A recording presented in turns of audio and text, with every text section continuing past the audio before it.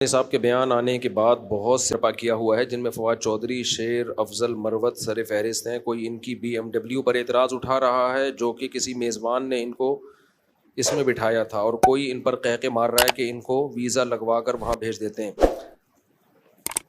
جب ماں باپ کی تربیت نہیں ہوتی نا تو بدتمیزی بچے پیدا ہوتے ہیں۔ حضرت مفتی تقی عثمانی صاحب سپریم کورٹ کے جج ریٹائر ہوئے ہیں، ان کے پاس تو ویسے ہی اچھی خاصی تنخواہ تھی، ان کی حلال تنخواہ تھی۔ سعودی عرب میں 5 سال وہ وہاں کی فقی مجلس کے امیر رہے ہیں، تو اس میں سعودی عرب کی طرف سے بھی ان کو تنخواہ ملتی تھی۔ ان کو تو ارب پتی ہونا چاہیے تھا، جبکہ وہ ارب پتی نہیں ہے۔ اس دور میں ہمیں پتہ چلا تھا کہ وہ اپنی تنخواہ کا بہت بڑا حصہ صدقہ کر دیتے ہیں۔ تو ایسی اگر وہ BMW رکھ بھی لیتے ہیں تو کیا حرج ہے اس میں؟ اور حقیقت میں یہ کہ وہ BMW ان کی ہے بھی نہیں، تو میزبان نے ان کو پروٹوکول کے لیے جب کوئی بلاتا ہے نا، تو کچھ لوگ خاندانی بدتمیز ہوتے ہیں۔ حضرت مفتی تقی صاحب تو ایسی شخصیت ہیں، ان کی زبان سے تو کبھی کوئی منفی جملہ ہم نے سنا ہی نہیں ہے، کبھی ان کی زبان سے کوئی منفی جملہ نہیں سنا ہم نے، کوئی منفی بات، انتہائی با اخلاق۔ تو ابھی دیکھو میڈیا نے ایک ایسا ٹرینڈ چلا دیا ہے ملک میں، جو منہ میں اٹھتا ہے اپنا کریکٹر ان لوگوں کا دیکھو، آپ اپنی عیاشیاں ان کی دیکھو، کیا کچھ نہیں کر رہے ہوتے۔ یہ اپنی جماعتوں تک نے تو ان کو نکال دیا ہے، اپنی جماعتوں میں نہیں فٹ ہو سکے، سمجھ رہے ہیں نا؟ یعنی جن تنظیموں میں، جن سیاسی جماعتوں میں تھے، انہوں نے کک آؤٹ کیا ہے ان کو۔ بعض تو ایسے اعلیٰ درجے کے مجاہد ہیں کہ 1-2 دفعہ اسٹیبلشمنٹ نے 2-4 چترول لگائے تو فوراً اپنے قائد سے برات کا اعلان کر دیا۔ یعنی آپ جس قائد کے پیچھے چلا کرتے تھے، 2 تھپڑ لگے اور آپ نے وہ بولا قائد ہی آپ کا گیا، ٹھیک ہے نا؟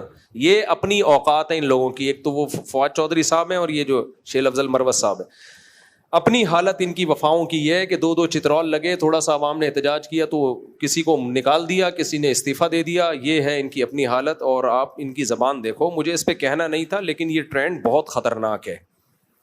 علماء کو، بڑے لوگوں کو میڈیا پہ جس طرح منہ پھاڑ پھاڑ کے بکواسات کی جا رہی ہیں۔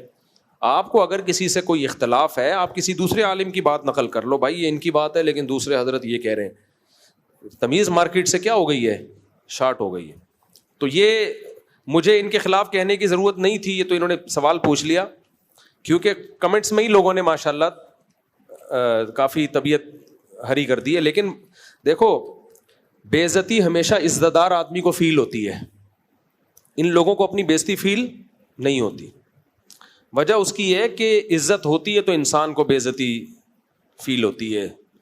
تو یہ اس لیول کے بے شرم لوگ ہیں کہ کوئی بزرگ ان کی زبانوں سے نہیں بچا، کوئی اسکالر ان کی جب چاہیں، جس کے خلاف چاہیں، جو چاہیں بول دیتے ہیں یہ لوگ۔ تو اس ٹرینڈ کو ختم کرنا چاہیے میڈیا پہ، جب کہ کوئی اس طرح کی بات کرے، ورنہ کل آپ لوگوں نے بھی بوڑھا ہونا ہے، کل آپ لوگوں نے بھی۔ بھائی مفتی تقی صاحب کی ایک بات نہیں ہے جس کی وجہ سے وہ قابل احترام ہے۔ سب سے پہلی بات، عالم ہے، اور کس لیول کے عالم ہے، پوری دنیا مانتی ہے ان کو، اس لیول کے عالم ہے۔ نمبر 2، ان کا تقوی۔ آپ کبھی ان کے قریب لوگوں سے ان کی تقوی اور ان کی جو سیرت کو سنیں تو آپ کو پتہ چلے گا۔ تیسری چیز، اخلاق۔ اتنی زندگی گزار دی، کبھی کسی کا نام لے کے اس پہ بھپتیاں کسنا، کتنے نپے تلے الفاظ وہ زبان سے نکالتے ہیں، جب کوئی بات کرتے ہیں کتنی دفعہ اس کو ریپیٹ کرتے ہیں کہ کوئی مبالغہ آرائی نہ ہو جائے۔ میں نہیں کہہ رہا کہ انسان خطاؤں سے پاک ہے، ہر انسان سے غلطی ہو سکتی ہے، حضرت سے بھی ہو سکتی ہے، لیکن کوالٹیز کتنی ہیں۔ چوتھی بات، بوڑھے بھی ہیں۔ بوڑھا تو یار کوئی غیر مسلم بھی ہو نا تو انسان اس کی عمر کا خیال کر لیتا ہے کہ یار یہ بوڑھا آدمی ہے، اس کی سفید بالوں کا انسان خیال کر لیتا ہے، اس کے بڑھاپے کا خیال کر لیتا ہے۔ مگر خاندانی بدتمیز ہوگا، اس کو نہ کسی کی داڑھی کا خیال ہوگا، نہ کسی کے بڑھاپے کا خیال ہوگا۔ ہم کسی بوڑھے کو دیکھتے ہیں نا، کتنا ہی غلط ہو، آدمی کہتا ہے یار اس کی عمر دیکھو، اپنی عمر دیکھو، ہم کیا اس کے خلاف بات کریں۔ ہم ان بے شرموں میں کسی کے بڑھاپے کا بھی خیال نہیں ہے۔ تو یہ اپنی اوقات انہوں نے میڈیا پہ دکھائی ہے۔ اس کے جملے کے بعد سے میں نے کہا یہ بھی بے شرم انسان ہے۔ جس آدمی کو تمیز نہ ہو نا، کسی بڑے چھوٹے کا احترام نہ ہو۔ نبی صلی اللہ علیہ وسلم نے فرمایا، من لم یبجل کبیرنا، جو ہمارے بڑوں کو رسپیکٹ نہیں دیتا، لیس منا، وہ ہم میں سے نہیں ہے۔ کچھ بھی نہیں دیکھتے حضرت مفتی تقی صاحب کے, صرف بڑھاپے کو دیکھ لو, صرف بڑھاپے کو. ایک بوڑھے آدمی کے خلاف آپ اس طرح سے بات کر رہے ہو. علیہ السلام کا واقعہ بیان کیا کہ وَإِذْ قُلْنَا لِلْمَلَائِكَةِ وَلَقَدْ خَلَقْنَاكُمْ, ہم نے تمہیں پیدا کیا. اور کیسے؟ مٹی سے, آدم کو.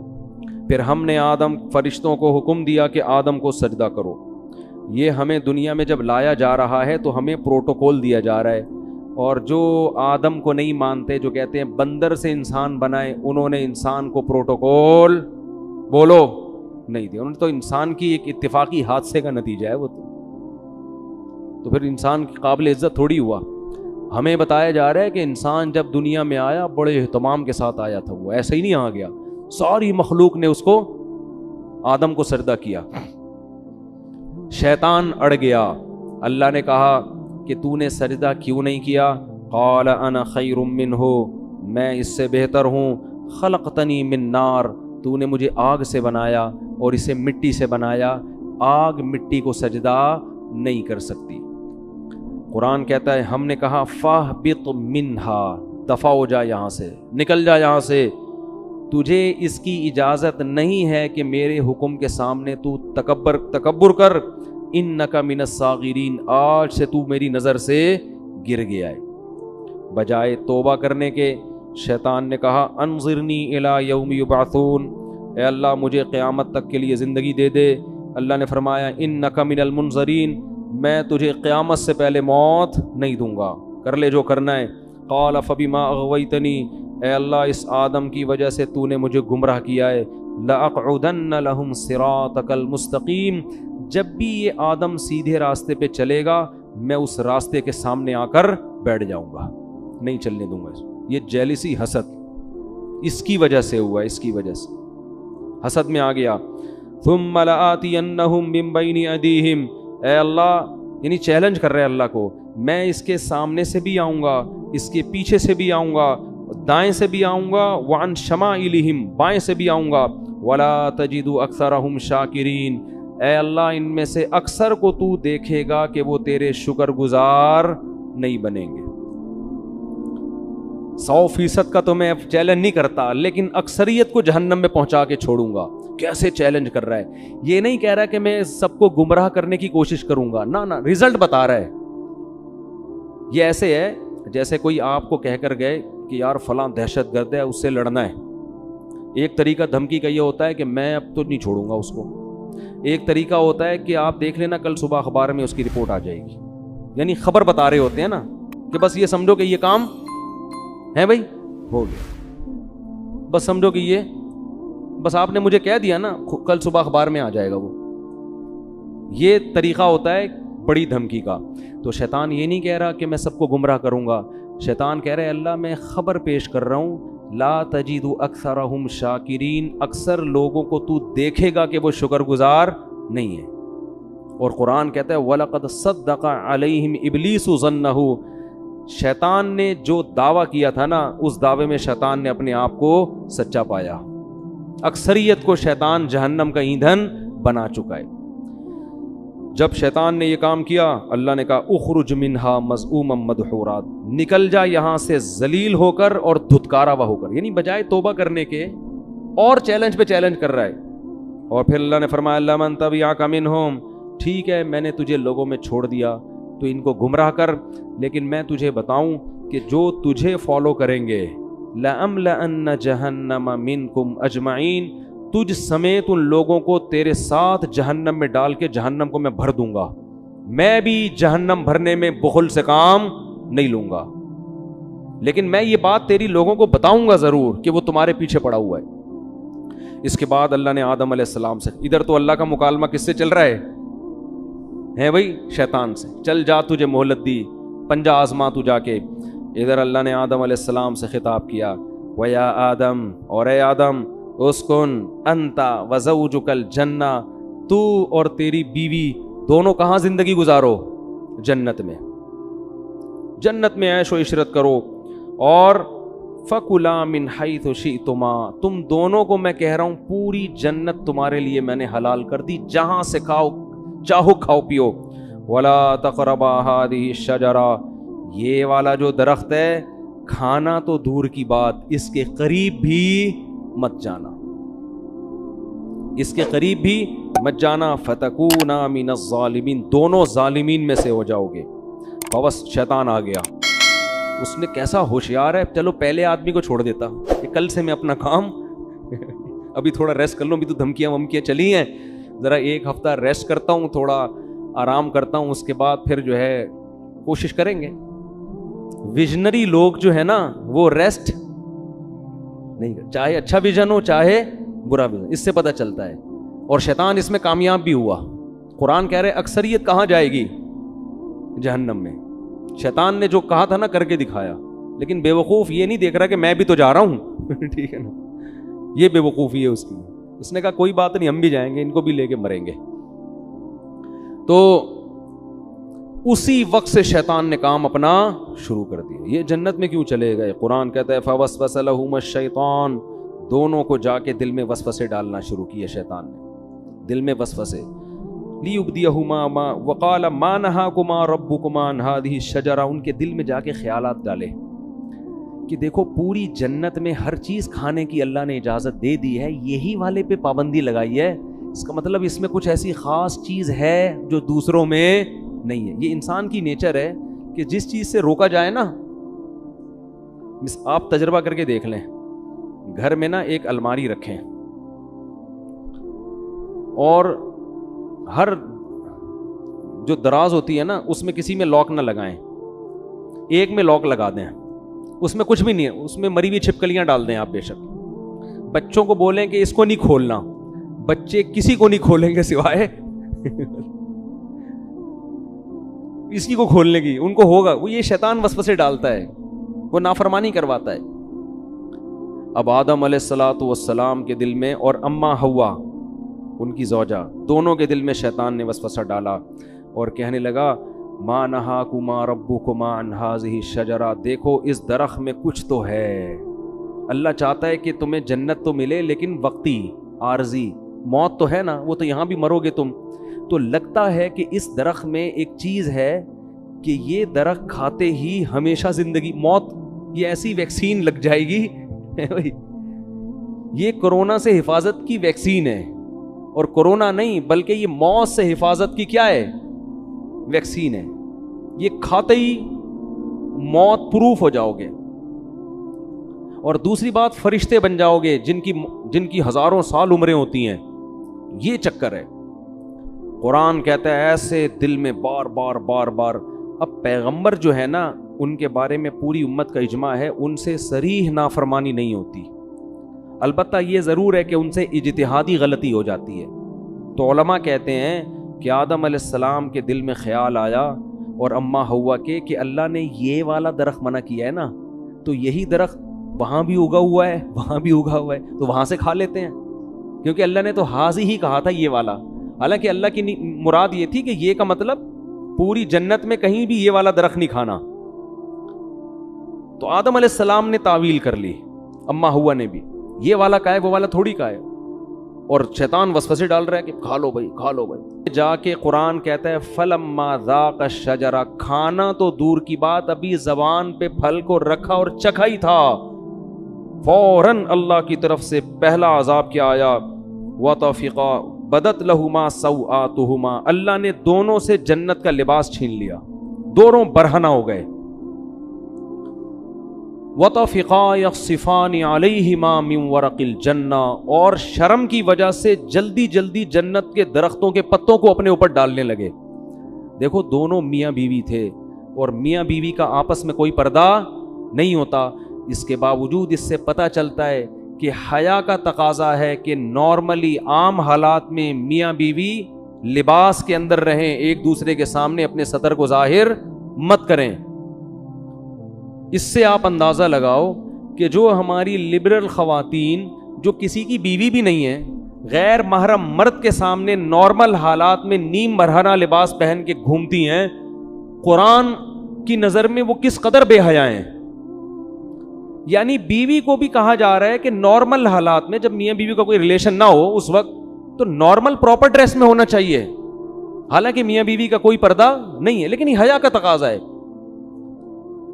اور وہ عورت جو کسی ایسے مرد کے سامنے اپنے جسم کو ظاہر کرتی ہے جو اس کا شوہر بھی نہیں ہے, اور نارملی اس ڈریس میں گھومتی ہے, اسکرٹ پہن کے گھوم رہی ہیں, سلیو لیس کپڑے پہن کے گھوم رہی ہیں, اس کا مطلب یہ لوگ آدم علیہ السلام اور اما ہوا کی نیچر پر نہیں ہے, انہوں نے اپنی خاندانی پرمپرا کو چھوڑ دیا ہے. اصل تو ہمارا خاندان آدم اور ہوا والا ہے نا, یہ اپنے کلچر کو فالو نہیں کر رہے, یہ آدم اور ہوا کی نیچر پہ نہیں ہے, یہ فطرت پہ نہیں ہے یہ لوگ. تو فطرت اس کا تقاضا کرتی ہے کہ میاں بیوی بھی عام حالات میں, نارمل حالت میں وہ ایک دوسرے کے سامنے اپنے جسم کو ظاہر کرتے ہوئے شرم محسوس کرتے ہیں. تو اب القرآن کہتا ہے فَطَفِقَا يَخْصِفَانِ عَلَيْهِ وَنَادَاهُمَا رَبُّهُمَا, فوراً رب نے ان دونوں کو پکارا, أَلَمْ أَنْهَكُمَا عَنْ تِلْكُمَا الشَّجَرَةِ, کیا میں نے تم دونوں کو منع نہیں کیا تھا یہ درخت مت کھانا, وَأَقُلْ لَكُمَا إِنَّ الشَّيْطَانَ لَكُمَا عَدُوٌّ مُّبِينٌ, کیا میں نے کہا نہیں تھا کہ شیطان تمہارا دشمن ہے. اس سے پتہ چلتا ہے کہ اللہ تعالیٰ یہ واقعہ آدم علیہ السلام کو بھی سنا چکے تھے کہ دیکھ آدم, سب نے سجدہ کیا ہے, شیطان نے نہیں کیا, اور یہ تمہیں اور تمہاری بیوی کو گمراہ کرے گا. اب دیکھو ہوا کیا ہے, شیطان کو اللہ نے کہا تھا نا کہ سجدہ کیوں نہیں کیا, شیطان نے فوراً لاجک پیش کرنا شروع کر دی, میں بہتر اور یہ کیا ہے, یہ مجھ سے کمتر ہے. لیکن آدم علیہ السلام نے یہ کام نہیں کیا. آدم علیہ السلام نے یہ نہیں کہا کہ اللہ میں جنت میں آیا ہوں, تو نے یہ والا کہا تھا, میں نے وہ والا کھایا, یہ والا تھوڑی کھایا. جیسے بچے نہیں فوراً شروع کر دیتے ہیں, فوراً عذر پیش کرنا شروع کر دیتے ہیں, میں نے یہ والا تھوڑی, میں نے تو وہ والا کھایا ہے. اور دوسری بات یہ کہ ایک دفعہ کھا لیا نا, ابھی کھایا کہاں ہے, وہ تو چکھا ہی تھا, ٹھیک ہے نا, کھایا کہاں ہے, ابھی تو زبان پہ رکھا تھا, کھانے دیا کہاں تو نے. دوسری بات یہ کہ اللہ جب تو نے پوری جنت میرے لیے حلال کر دی تو ایک درخت پہ پابندی لگانے کا کوئی فلسفہ میری سمجھ میں آتا ہے نہیں. ٹھیک ہے آئندہ میں احتیاط کروں گا, نہیں کھاؤں گا, لیکن یہ مائنڈ میں آنے والی بات ہے نہیں آ رہی بات. آج یہی ہو رہا ہے نا, شریعت عورت کو حکم دے رہی ہے پردہ کرو. خواتین کہتی ہیں ایکچولی پردے کی معاشرے میں ضرورت کیا ہے, مرد کی آنکھوں میں حیا ہونی چاہیے. یہ ان لوگوں کا کام ہے جن کے دلوں میں خدا کا خوف نہیں ہے, جیسے کہ شیطان کے دل میں نہیں تھا. اللہ نے حکم دیا, نبی نے حکم دیا داڑھی بڑھاؤ, رکھ لو بھائی داڑھی, نہیں رکھتے توبہ استغفار کرو. نہیں, ایکچولی وہ تو اس دور کا کلچر تھا, ایکچولی وہ تو یوں تھا, ایکچولی وہ تو یوں. اسلام کو داڑھی میں تھوڑی پورا اسلام رکھا ہوا ہے. اصل تو انسان کا کردار اچھا ہونا چاہیے, اخلاق اچھے ہونے چاہیے, دل نہ دکھاؤ. اور بھائی داڑھی رکھنا فرض ہے. اللہ نے موسیٰ علیہ السلام کو کوہ طور پہ بلا کے حکم دیا تھا کہ یہودیوں سے کہیں داڑیاں رکھیں, داڑھی مت کٹائیں.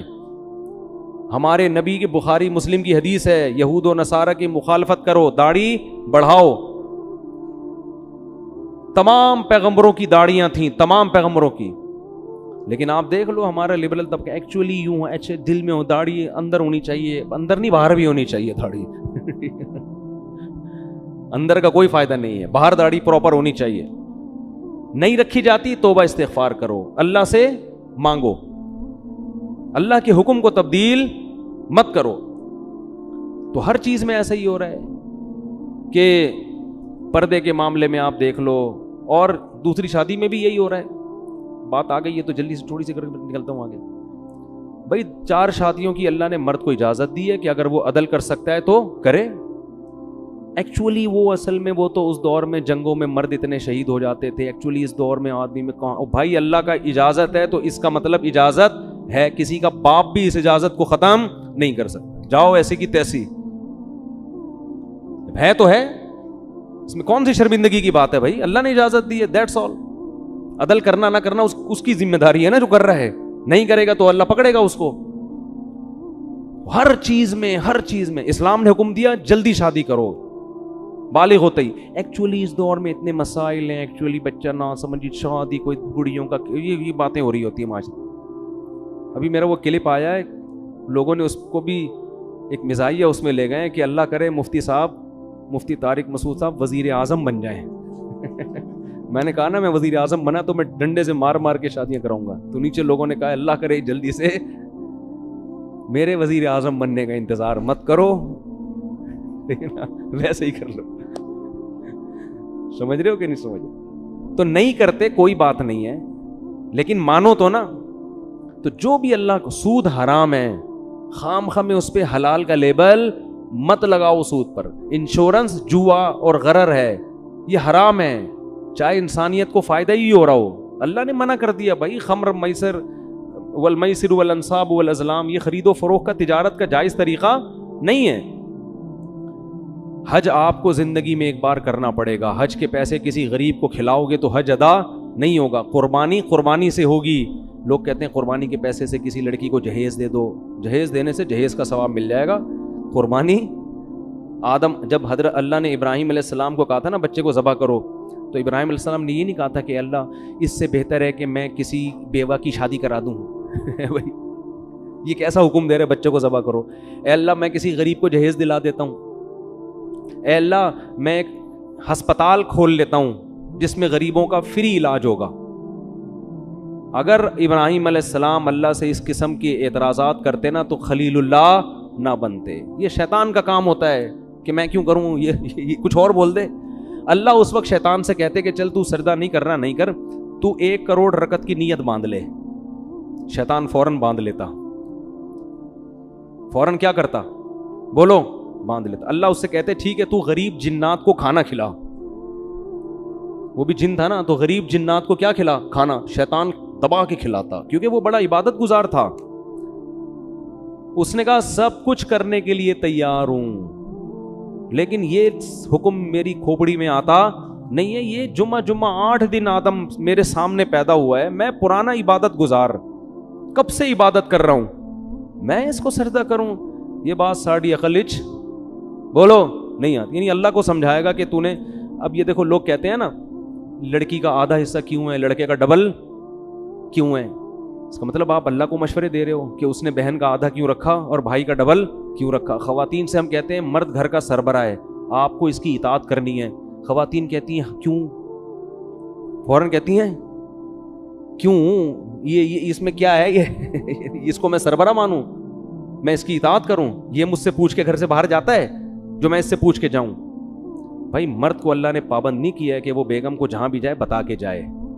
عورت کو پابند کیا ہے کہ جب وہ گھر سے نکلے گی میاں کو بولو بتا کے جائے گی. ہاں مرد بھی اگر بتا کے جاتا ہے تو ایک اچھا میاں کہلائے گا. وہ مارکیٹ میں جو آج کل شارٹ ہیں, اچھی بات ہے, اخلاق کا تقاضا ہے. جہاں جا رہے ہو بتا دو, کوئی غلط, کوئی بم پھاڑنے تھوڑی جا رہے ہو, کوئی چرس پینے تھوڑی جا رہے ہو, دوستوں میں جا رہے ہو, بتا دو بیگم میں ذرا بیٹھا ہوا ہوں. اخلاق کا تقاضا اور چیز. لیکن قانون کیا ہے کہ رخصتی عورت کی ہوتی ہے, آدمی کی نہیں ہوتی. وہ باؤنڈ ہوئی ہے. لیکن آج کل سسٹم الٹ, آدمی کی ایسی کی تیسی ہو جاتی ہے. کم بخت 2 منٹ نہیں کہیں بیٹھ سکتا, لوکیشن پہ پتہ چل رہا ہوتا ہے کہاں بیٹھا ہوا اس وقت. پوری میپ پہ لوکیشن ڈالی ہوئی ہوتی ہے, اپنے بندے کا DNA ڈالا ہوا ہوتا ہے اس میں. تو لوگ پھر ڈپریشن میں آتے ہیں, یار گھر سے باہر کہیں آزادی ختم ہو گئی. تو اس کو اللہ نے پابند کیا ہے. ہاں پابند کا یہ مطلب نہیں کہ جیل خانے میں ڈال دیا, اب اس کو کہیں جانے ہی نہ دیں آپ, لیکن شوہر کو اعتماد میں لینا ضروری ہے. اب خواتین کہتی کیوں, ہم تو مرد کے برابر ہیں. بھائی اللہ نے نہیں بنایا آپ کو. للرجال علیہن درجہ, اللہ کہتے ہیں میں نے مرد کو عورت پر ایک درجہ فضیلت دی ہے. تو عقل مند عورت کہے گی بھائی اللہ نے اس میرے میاں کو میرا سربراہ بنا دیا, اے اللہ میں تیرے حکم پہ راضی ہوں. اگرچہ مجھے کھوپڑی میں آتا نہیں ہے, لیکن میں اس کو سر کا تاج بناؤں گی, اس کی خدمت کروں گی, اس کو عزت دوں گی, اس کو احترام دوں گی. عقل مند عورت یہ کرے گی کس کو خوش کرنے کے لیے, اللہ کو, کہ بھائی یہ بھی مر جائے گا ایک دن تو مجھے اللہ اس پہ کیا دے گا, اجر, کہ تو نے اپنے شوہر کو راضی رکھا تھا. اور اللہ نے میاں کو پابند بنا دیا کہ سارا خرچہ کس کے ذمے ہے, تمہارے ذمے. اب میاں بیوی کو سمجھا رہا ہوتا ہے ایکچولی آج کل مہنگائی کا دور ہے, ایکچولی تم بھی جاب کرو, دیکھو گھر مل کے ایسے نہیں ہوتا, یہ ٹوپی ڈرامے ہیں بھائی. جب اللہ نے کہہ دیا بما انفقوا من اموالہم, مہنگائی ہو یا سستائی ہو, گھر کا سارا خرچہ کس کے ذمے ہے, آدمی کے ذمے. تو اب اللہ کو مشورے دینے کی ضرورت بولو نا یار نہیں ہے. تو ہم سب ہیں شیطان ہی, ٹھیک ہے نا, جس طرح سے اسٹائل ہے نا ہمارا, بدنام شیطان کو کیا ہوا ہے, کام سارے ہمارے بھی وہی ہیں. تو شیطان نے کہا تھا نہیں میری کھوپڑی میں نہیں آ رہا. آدم کو اللہ نے کہا میں نے منع کیا تھا مت کھانا. تو آدم علیہ السلام نے یہ نہیں کہا ایکچولی اللہ مجھے اصل میں کنفیوژن ہو رہی تھی تھوڑی, یہ والا یا وہ والا. تو اصل میں وہ نا جیسے ہی اللہ نے کہا میں نے منع کیا تھا، آدم نے کہا ربنا ظلمنا انفسنا، دونوں مل کے دعا مانگنے لگے میاں بیوی، اے ہمارے رب ہم نے اپنی جان پہ ظلم کیا، کوئی عذر نہیں، غلطی ہو گئی۔ وَإِن لَّمْ تَغْفِرْ لَنَا، اب بھکاری بن کے مانگ رہے ہیں، اللہ اب تیرے رحم و کرم پہ ہیں ہم، تو چاہے تو شیطان کی طرح ہمیں بھی دھتکار سکتا ہے ہمیشہ کے لیے، لیکن ہم تباہ ہو جائیں گے، ہم کیا ہو جائیں گے؟ برباد، ہم پہ طرز کھا اور ہمارے اس جرم کو معاف کر دے۔ اللہ کو یہ کلمات اتنے پسند آئے، قرآن کہتا ہے ثم اجتباہ ربہ فتاب علیہ وہدا، 3 احسان کی اللہ نے آدم پر۔ ایک اجتباہ، آدم کو کی دوبارہ ویسے ہی سلیکشن ہو گئی جیسے پہلے، جیسے کسی عہدے سے برطرف کر دیا جاتا ہے نا، ایسا جو صاحب کو نکال دیا فوراً وہ عہدہ کیا ہو گیا؟ بحال۔ تو اللہ کی نظر میں آدم کا جو مقام تھا نا اس غلطی سے پہلے، اللہ کہتے ہیں اجتباہ، وہ مقام میں نے آدم کو دوبارہ دے دیا۔ ثم اجتباہ ربہ فتاب علیہ، نمبر 2 گناہ بھی معاف کر دیا، صرف دنیاوی لحاظ سے جو عہدہ ملا تھا وہ واپس نہیں ملا، بلکہ جو غلطی تھی وہ بھی معاف۔ اور پھر ایک اور احسان یہ کیا وہدا، آئندہ کے لیے ان کو یہ توفیق دی کہ سیدھے راستے پہ چلیں اور ایسی غلطی نہ کریں۔ یہ تگڑی توبہ کی علامت ہوتی ہے کہ دوبارہ گناہ سے انسان کی حفاظت، ایسا بنا دیا کہ اب غلطی پروف ہو گئے، کیا ہو گئے؟ اب نہیں ہوگی یہ غلطی، اب میں حفاظت کروں گا آپ کی توبہ مجھے اتنی پسند آئی ہے، اب آپ سے یہ غلطی میں نہیں ہونے دوں گا، شیطان وسوسے ڈالے گا، اب میں شیطان کی راہ میں رکاوٹ بنوں گا۔ بعض دفعہ ایسی خاندانی توبہ انسان کرتا ہے کہ اللہ پھر اس کو توفیق دیتے ہیں کہ وہ غلطی سے بچے، لیکن پھر بھی غلطی ہوتا ہے پھر بھی توبہ کرو۔ تو اس سے ہمیں پتہ چلتا ہے کہ بھائی ہم خطا کے پتلے ہیں، ہم سے ہو جائے گی تو ہم شیطان والے راستے پہ نہیں چلیں گے، توبہ کریں گے اللہ سے۔ جب اللہ نے آدم علیہ السلام کو یہ فرمایا تو اللہ نے فرمایا توبہ تو قبول ہے، لیکن اب آپ کو زمین پہ رہنا ہے۔ یہ تو ایک میں نے ریہرسل کروائی تھی، ٹھیک ہے نا، جنت دکھائی آپ کو کہ آپ کو اس کے لیے بنایا ہے، اور توبہ کی آپ نے، تو اب آپ اصل میں تو آپ کو دنیا کے لیے پیدا کیا ہے میں نے، اب آپ دنیا میں جاؤ گے اور آپ کی اولاد پیدا ہوگی، جو جنت میں مزے تھے وہ اب آپ کو نہیں ملیں گے، اور آپ جا کے یہ اعلان کر دیں اپنی آنے والی نسلوں میں کہ جو دوبارہ اس جنت میں جانا چاہتا ہے وہ اپنے آپ کو غلطیوں اور گناہوں سے بچا کے، اب یہ فری میں نہیں ملے گی، یہ محنت پہ ملے گی۔ ابھی تو میں نے آپ کو فری میں دے دی تھی، ٹھیک ہے نا، اب یہ جنت دوبارہ فری میں نہیں ملے گی، جزاء بما کانوا یعملون، جو عمل کرے گا اس کو ملے گی، اور جو عمل نہیں کرے گا وہ اس جنت سے محروم۔ پھر اللہ نے اس واقعہ سنانے کے بعد فرمایا یا بنی آدم لا یفتننکم الشیطان کما اخرج ابویکم من الجنہ، اے بنی آدم، اے انسانوں، دیکھو شیطان تمہیں اسی طرح ورغلا کے جنت سے محروم نہ کر دے جیسے اس نے تمہارے باپ آدم اور حوا کو نکلوایا جنت سے۔ سمجھ میں آ رہی ہے بات کہ نہیں آ رہی؟ اللہ ہمیں تنبیہ کر رہے ہیں کہ آدم کو تو جنت میں جاتے ہی پیچھے پڑ گیا تھا، تو تم بھی جب بالغ ہوتے ہو نا اور احکام کے مکلف ہوتے ہو، اسی وقت شیطان تمہارے پیچھے پڑ جاتا ہے۔ اور اللہ نے فرمایا انہ یراکم ہوا وقبیلہ من حیث لا ترونہم، شیطان اور اس کے شتونگڑے یہ تمہیں اس طرح سے دیکھ رہے ہیں کہ تم اس شیطان کو دیکھ نہیں سکتے، یہ تمہیں نظر نہیں آتا۔ اس میں اللہ نے جواب بھی دے دیا کہ ہو سکتا ہے یونیورسٹی کے کسی پروفیسر کو اعتراض ہو کہ وہ شیطان ہے کہاں، ہمیں تو نظر آ نہیں رہا، تو اللہ نے فرمایا کہ وہ تمہیں نظر نہیں آئے گا لیکن شیطان کو تم نظر آ رہے ہو۔ یہ ایک حقیقت ہے، ہر چیز سائنس ٹریس نہیں کر سکتی، شیطان مادی چیز نہیں ہے، اور سائنس کا جو ٹاپک ہے نا وہ مادی چیزوں پہ ہے۔ بہت سی اور اللہ نے ایسی مخلوق پیدا کی ہے جو ہمیں نظر نہیں آتی، وہ ہماری لیبارٹریوں میں ٹریس ہی نہیں ہو سکتی ہے۔ تو اللہ نے فرمایا انہ یراکم ہوا وقبیلہ، شیطان اور اس کے قبیلہ تمہیں جس طرح سے دیکھ رہا ہے تم اس کو بولو نہیں دیکھتے۔ اور اللہ نے آگے بس بھی آیت پڑھ کے اپنے بیان ختم کرتا ہوں، فرمایا انا جعلنا الشیاطین اولیاء للذین لا یؤمنون، ہم نے شیطان کو ان لوگوں کا دوست بنایا ہے جن کا آخرت پر ایمان کمزور ہوتا ہے۔ اگر جنت پر آخرت پر ایمان مضبوط ہو، اس کا استحضار ہو، تو شیطان کا وار پھر آسان نہیں ہوتا. تو اس سے پتہ چلتا ہے کہ شیطان کے شر سے بچنے کے لیے یہ ضروری ہے کہ موت کا، قبر کا، آخرت کا استحضار کیا جائے، بار بار سوچا جائے کہ ایک دن آئے گا، ہمیں اللہ کے سامنے حساب دینا ہے. اور اسی سورہ اعراف میں اللہ نے فرمایا کہ جو لوگ آخرت کو بھول کے بیٹھے ہوئے ہیں نا، الیوم ننساہم کما نسوا لقاء یومہم ھذا، آج کے دن ہم ان کو ایسے ہی بھول جائیں گے جیسے یہ دنیا میں حساب کتاب کے دن کو بھول گئے تھے. پھینک دیں گے ہم ان کو آگ میں اور بھول جائیں گے ہم، کیونکہ انہوں نے دنیا میں حساب کتاب کو یہ بھول گئے تھے. تو اس سے پتہ چلتا ہے بھائی کہ ہمیں حساب و کتاب کے دن کو بار بار یاد رکھنا ہے. گھروں میں اس کا تذکرہ کیا کریں، دوستوں میں تذکرہ کیا کریں. بھائی ایک دن حساب و کتاب کا آنے والا ہے. پیغمبروں کو اللہ عدالت کے کٹہرے میں کھڑا کرے گا. ہم اور آپ کس کھیت کی مولی ہیں بھائی؟ تو بار بار جب اس کا استحضار ہوگا نا بھائی، حساب کتاب، یہ آپ کو موٹیویٹ بھی کرے گا اور غموں سے نجات بھی دے گا. کسی نے آپ پہ ظلم کیا، پیسے لے کے بھاگ گیا، اب وہ میرے انگوٹھے جو ہوتے ہیں وہ سبزی والے کے جو انگوٹھے میں لے کے بیٹھا ہوا تھا، مجھے تسلی کس سے ہوئی؟ بھائی ایک دن حساب و کتاب کا آنے والا، مل جائیں گے آخرت میں وہ سبزی والا، بولو ملے گا. میں بولوں گا بیٹا کہاں ہے پیسے نکال. اب پیسے تو نہیں ہوں گے، اپنی نمازیں دے دے مجھے، ٹھیک ہے نا، میرے گناہ اپنے اوپر لاد لے.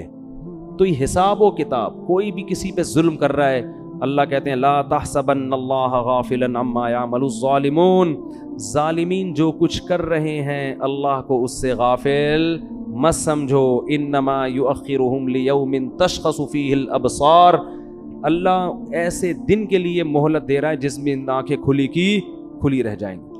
حکومت بھی ظلم کرتی ہے. کیوں؟ حکومت کہتی ہے ہم سے کون پوچھے گا، ہم پہ، ہمارے خلاف کون کیس کرے گا. ابھی دیکھو نا وہ جو دھرنے میں مارم پیٹی ہو رہی ہے، ٹھیک ہے دونوں طرف سے غلطی ہو رہی ہے، لیکن اس غلطی کا ذمہ دار کون ہے؟ حکومت. کہ آپ نے ایک ایگریمنٹ کیا، معاہدہ کیا اور آپ اس معاہدے سے پیچھے ہٹ گئے. تو جو البادی ہے نا، جو پہل کرنے والا ہوتا ہے نا، اصل ذمہ دار کون ہوتا ہے؟ وہ ہوتا ہے. تو آپ نے ایگریمنٹ کیا کیوں تھا اس وقت؟ آپ سوچ کے ایگریمنٹ کرتے نا.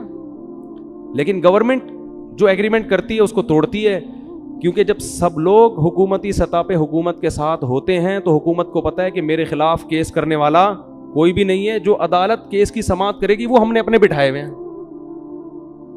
تو ایگریمنٹ توڑنا طاقتور کے لیے بہت آسان. تو اللہ قرآن میں کیا فرماتے ہیں کہ لا تحسبن اللہ غافلا. فرعون نے کیا کچھ نہیں کیا تھا. تو اللہ فرماتے ہیں دنیا میں کہیں بھی کسی پہ ظلم ہو رہا ہے تو اللہ کو غافل مت سمجھو. پھر اے اللہ تو حساب لیتا کیوں نہیں ہے؟ اللہ فرماتے ہیں یوم تشخص یؤخرہم، ہم نے ایک ٹائم متعین کیا ہوا ہے. حلیم ہے اللہ، بردبار ہے، جلد باز نہیں ہے. فوراً اگر ہو تو پھر تو سارے انسان کے بچے بن جائیں. کیا خیال ہے بھائی؟ پھر آزمائش تھوڑی ہو، ادھر کوئی زنا کرے ادھر چھت گر جائے اس کے اوپر تو فوراً لوگ زنا چھوڑ دیں. یار ادھر جرم کرو فوراً سزا ملتی ہے. نا نا نا، قرآن کہتا ہے سزا کے لیے ایک دن ہم نے متعین کیا ہوا ہے. اللہ تعالیٰ سے دعا ہے اللہ سمجھنے کی اور عمل کرنے کی توفیق عطا فرمائے.